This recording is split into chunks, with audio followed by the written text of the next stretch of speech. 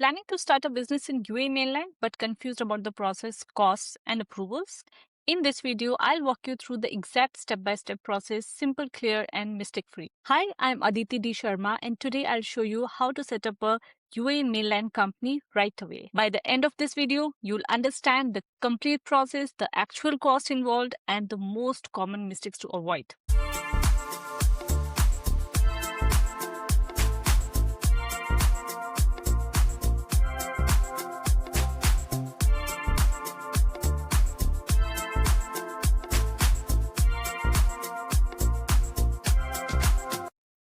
Once you have understood the difference between mainland versus free zone and 100% sure that mainland incorporation will meet your requirements, then you start with the very first step.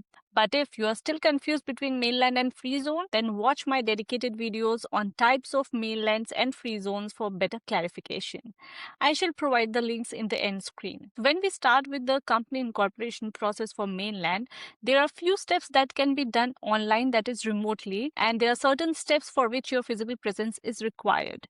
So when I'll explain you the steps, I shall also tell you for which of the steps your physical presence will be mandatory. The very first step would be to choose your business activity and jurisdiction. UAE offers more than 2,000 plus licensed activities, from trading to consultancy services, tourism to industrial licenses. Prefer the Emirate where your target customer is located, because you can open a shop only in that Emirate where you take the license from. So choosing the wrong activity or jurisdiction can increase your cost significantly. So this step is critical.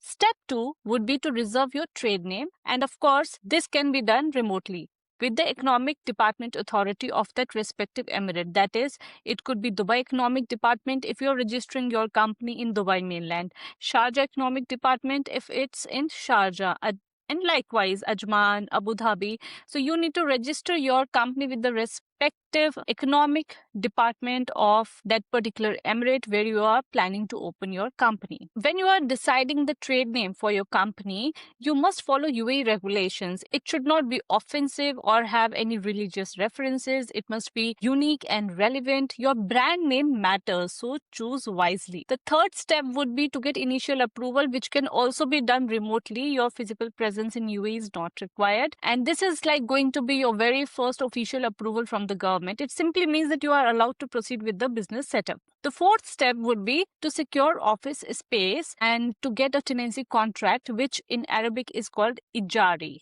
Okay, this also can be managed remotely without your physical presence in UAE. So for a mainland company, having a registered office is mandatory. You may start with a flexi desk or shared office to reduce initial costs. However, this option exists for very limited activities. The fifth step would be to prepare legal documents, which will include like Memorandum of Association, and for this step, your physical presence in UAE is required.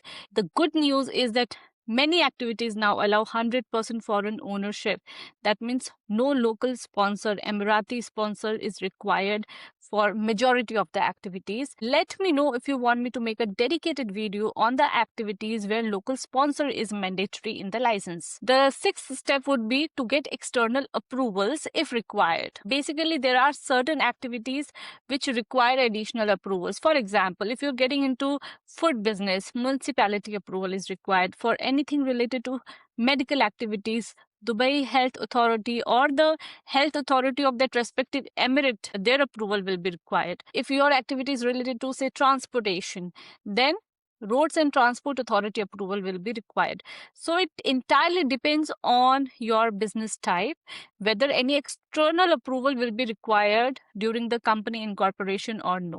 The seventh step would be to obtain your trade license, and of course your physical presence is required. So once all documents are submitted and fee is paid, your trade license is issued and your business becomes officially active. There is one more thing required called establishment card of the company, which is a mandatory document to start with the visa process. The eighth step would be to apply for the visa and Emirates ID, and it is but obvious that this step comes only after the license is received. This will 100% require your physical presence. Depending on the type of visa you need, It could be investor, partner, or employee visa.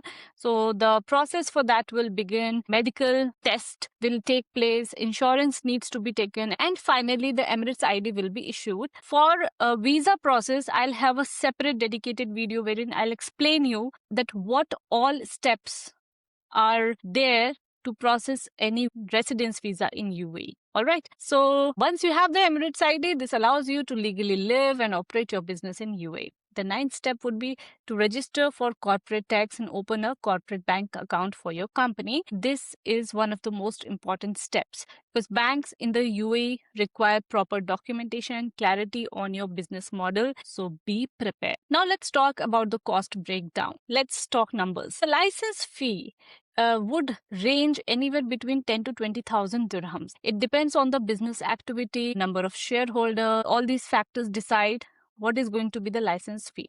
The office fee range, as we said, there are multiple options. It can cost you anywhere between 8 to 30,000 dirhams. The license fee that we pay, this license needs to be renewed every year. The fee for the visa will cost anywhere between 3 to 7,000 dirhams depending on the type of the visa.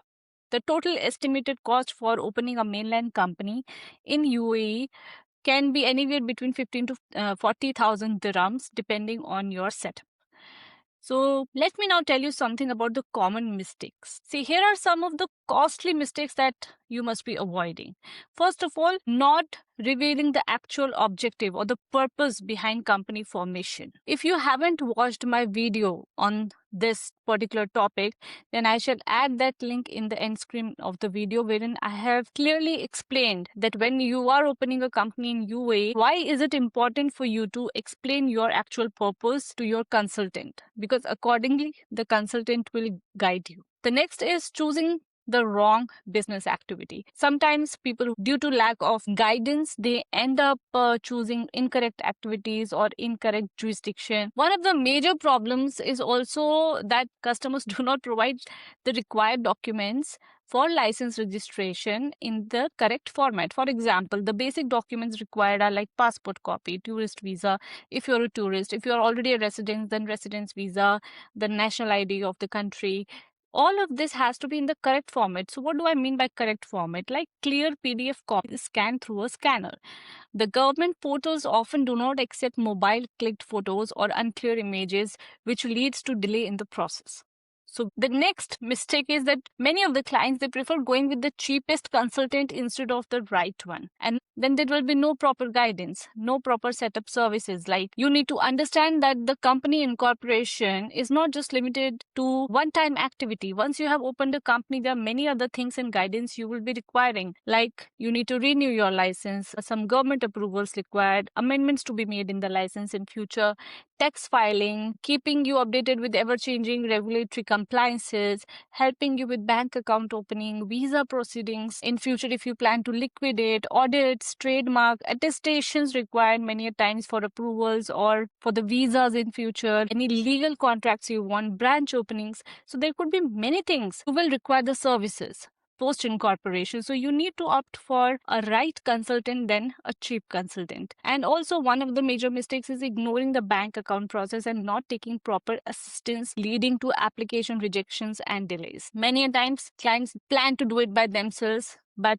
due to lack of documentation or not following the correct procedure, they end up getting their applications rejected, which sometimes make it even more difficult when they apply next time. One more mistake is that not completing your corporate tax registration within 3 months from the license issuance, which can sometimes lead to a fine of 10,000 dirhams also. So as per the rule, once your license is ready, you get 3 months to register for the corporate tax. And if you do not do that, you may get fined. So the conclusion is that setting up a business in Dubai mainland is not complicated, and you don't need millions to start business in Dubai. You just need the right strategy and guidance. But yes, if you have gone with the cheapest consultant instead of the right one, then one wrong step can double your setup cost. Dubai business setup is easier than you think if done right. If you found this video helpful, like it and subscribe my channel for more Dubai business insights, and also comment what kind of videos you want